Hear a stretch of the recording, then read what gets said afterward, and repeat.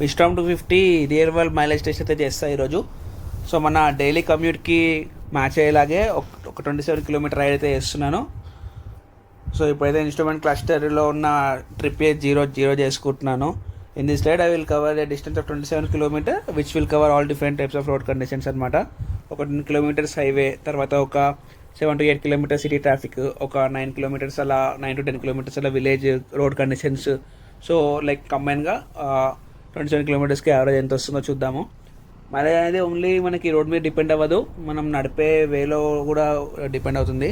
So మనం బాగా rave చేస్తే మాత్రం మనకు మైలేజ్ రాదు. మనం కాన్స్టెంట్గా ఒకటే గేర్ మీద ఆర్ 1 to 2 గేర్స్ మీద స్విచ్ చేసుకుంటూ ఒక 70, 80, 85 అలా వెళ్తే మాత్రం మంచి మైలేజ్ అయితే వస్తుంది. సో ఇందులో మాత్రం మనం 70 to 80 మధ్యలో స్పీడ్ మెయింటైన్ చేసాము. అట్లీ సిటీలో ఒక సెకండ్, థర్డ్ గేర్లో అయితే డ్రైవ్ చేశాను.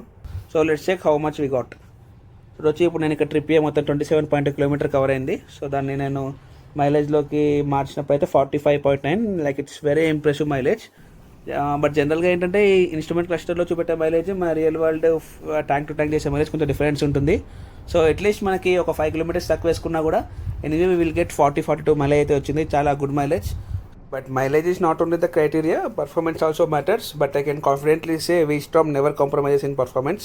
ఫైనల్లీ మనకి ఒక బైక్ సిటీ పర్పస్కి, హైవే టూరింగ్స్కి, మైల్డ్ అడ్వెంచర్ రైడ్స్కి, బీచ్ లుక్ కనిపించడానికి, లో మెయింటెనెన్స్, ఇలా అన్ని పర్పస్కి సూట్ అయ్యే ఒక ఆల్రౌండర్ బైక్ కావాలంటే విస్టామ్ 250 is definitely a good option to consider.